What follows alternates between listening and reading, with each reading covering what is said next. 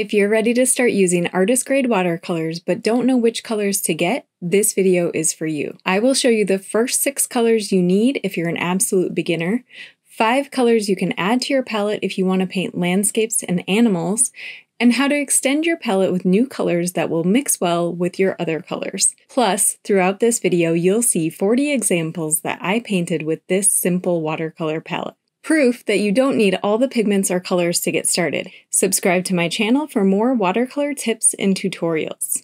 There are only 6 colors you need as a watercolor beginner, and all the major watercolor paint brands sell them as a set. I will link to a few of them in the description. It's called a split primary watercolor palette. What you want to look for is a split primary palette that includes 2 yellows, 2 blues, and 2 reds, a warm and a cool version of each.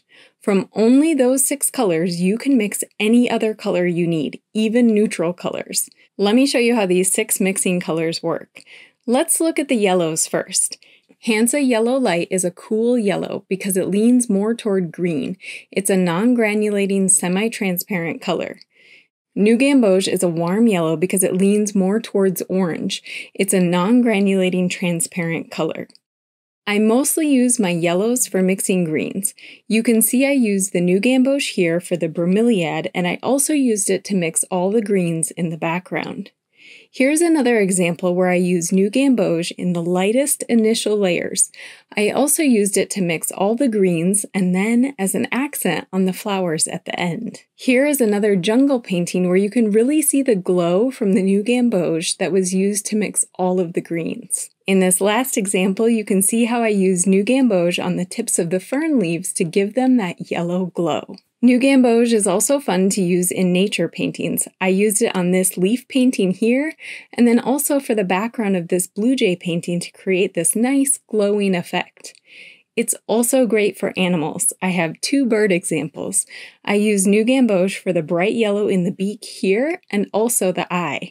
And then here's another example where I use New Gamboge for the yellow of the eye, which is the part that stands out the most in the painting because everything else is neutral colors. I don't use HANSA Yellow Light as often because it mixes really bright greens, but in some cases it looks really good, like on this cute duck painting. I also used it for the spring green color on this blue bonnet, on these leaves down here, and at the tip of the blue bonnet. Now let me show you the reds. Pyrrole Scarlet is a warm red because it leans more orange. It's a non-granulating, semi-transparent color.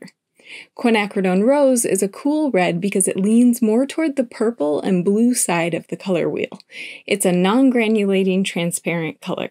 I don't have any examples of Pyrrole Scarlet because I don't use that color often. I prefer Quinacridone Rose, which is a beautiful color for painting flowers. It is also a very fun accent color if you like a pop of pink. Quinacridone Rose is also beautiful in lighter washes like on these starfish or on this wall. You can even use it as an extra light background color like I did here on this cactus. I wanted to show you this cactus because I also mixed the Quinacridone Rose into these greens. Pink is the complement to green, so if you mix pink into your greens, you get more natural looking greens. Now the blues. French Ultramarine is a warm blue because it leans more toward the purple and red side of the color wheel. It's a granulating, transparent color. Phthalo Blue is a cool blue because it leans more green. It's a non-granulating, transparent color. So in the warm blues, we have French Ultramarine, which makes a great sky color. It's granulating though, which can be a little tricky, but it's still a nice color. The green here is another example of a green mixed with HANSA Yellow Light. You can see that it's a very spring green. This is another sky example done with Phthalo Blue, which is a very vibrant color. It's almost too much for a sky, but I like it in this painting. I wanted something very vibrant. One thing I love to do with my blues is mix warm and cool blues together in the same painting. Here you see the cooler blue in the background water blending into the French Ultramarine in the foreground. I also used French Ultramarine on the boat. Here is another example with a mix of warm and cool blues. I used warm blue on the tiles and cool blue for the water in the pool. Now I want to show you 5 colors you can add to your palette if you want to paint a lot of landscapes or animals. Some of the neutral colors I'm about to show you have granulating properties that are perfect for nature paintings. Yellow ochre is a beautiful natural yellow. In many brands, it's an opaque color, but Daniel Smith yellow ochre is transparent, so it's good for mixing. It's a granulating transparent color. Yellow ochre is a fabulous color for painting sand. I used it here for the sand and also here on these starfish. This is yellow ochre blended into quinacridone rose. Yellow ochre is also a good all-around light neutral color. I used it in both of these pool paintings for the cement color. Yellow ochre is also useful for animals. You can see I used it to add some warmth to the shadow area of this white duck. I recommend adding 2 earthy brown colors to your palette. Burnt sienna is a granulating semi-transparent color. Burnt umber is also a granulating semi-transparent color. They are both easy to mix with. Mixing burnt sienna with French ultramarine makes beautiful dark grays. I used burnt sienna for the warm wood tones on this door, but also in a lighter wash for the terracotta-looking color on the wall.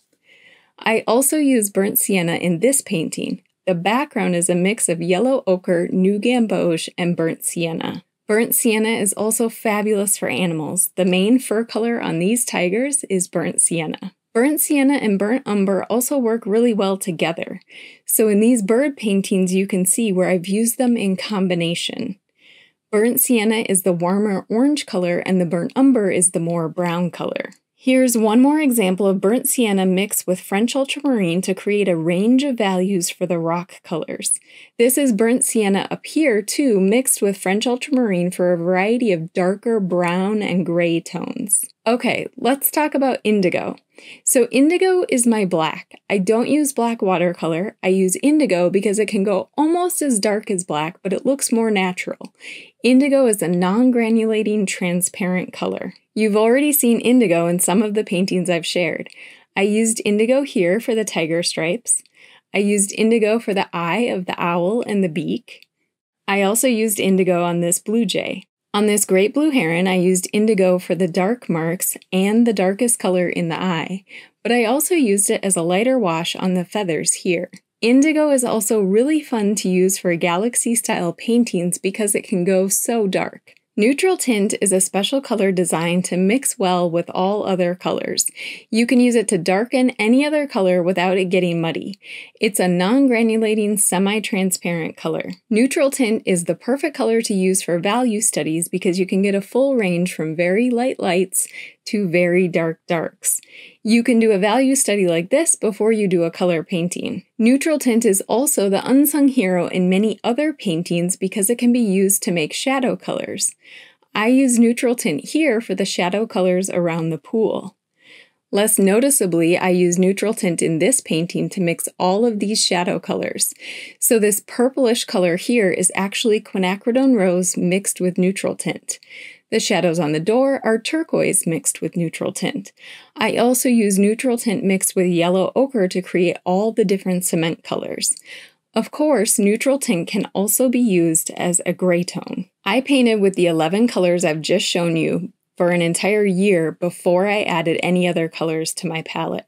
That forced me to learn how to mix colors, and it gave me time to learn which colors I used or mixed most often. Once you know which colors you use the most and what you mix the most often, you can invest in additional colors or larger tubes of the basic colors.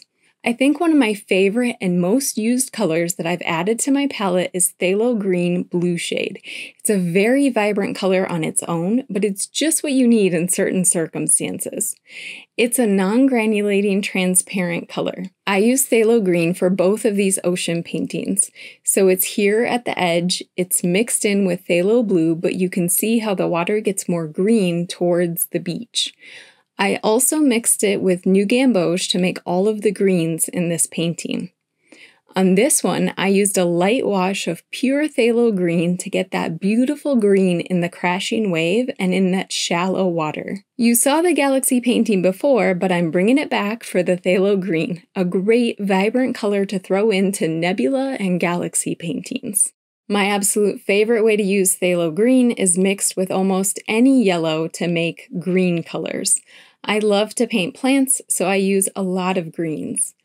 All of these green colors were mixed with phthalo green.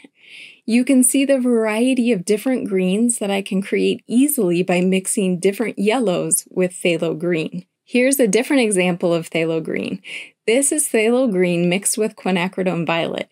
When you mix those two colors together, quinacridone violet tames the phthalo green and makes it the perfect color for succulents. I also added another blue to my palette because I use lots of blues. I added INDANTHRONE blue, which is a warm blue, but unlike French ultramarine, it's not granulating. Sometimes you want a warm blue, but you don't want the granulating texture. So I used very light washes of INDANTHRONE blue for the warmer blues on this blue jay. I also used it to do these moon phases. It's great for covering a large background without the granulation of French ultramarine. I also used it for these seahorses. INDANTHRONE blue gives me another opportunity to mix my warm and cool blues. These jellyfish are a gradient of blues from cool to warm. Then I used more INDANTHRONE blue in the background at the bottom where it becomes more purple. Here I used turquoise blue mostly on the octopus. As I worked into the background, I added more of the INDANTHRONE blue to get the warmer blue background. Quinacridone violet is a new color on my palette because I wanted an easier way to mix purples. It's a non-granulating transparent color. Quinacridone violet can mix beautiful dark purples when mixed with blue. I used it here for the sky, and you can see some of the quinacridone violet there in the center. I also used it on these bluebonnet flowers. It's right there, but I also mixed it with the blues to make them a little more purple. This example is a little different. I used quinacridone violet here with new gamboge. Because they are complementary colors, it actually turns more maroon because it's layered over the yellow. Let me bring back the succulent painting. Remember on this one, I used quinacridone violet mixed with phthalo green. They're complementary colors, so when you combine them together, they tone each other down. If you mix them in equal parts, they actually make a really beautiful dark navy blue that I used for the darkest color in this painting. And I just love how the quinacridone violet looks on these succulents. The newest color on my palette is turquoise blue by Holbein. I just love this color. It's a non-granulating semi-opaque color. I used it in my sea urchin painting. There's a full tutorial for this on my channel and also for this sand dollar painting. I did most of this painting with turquoise blue and then only added phthalo blue at the very end to get the darkest color. As you can see from my example paintings and my limited color palette, you don't need a lot of paint colors to get started with watercolor. Instead of a big palette of low-quality watercolors, treat yourself to a select few high-quality pigments and experience what it's like to paint like a pro. Subscribe to my channel for more watercolor tips and tutorials.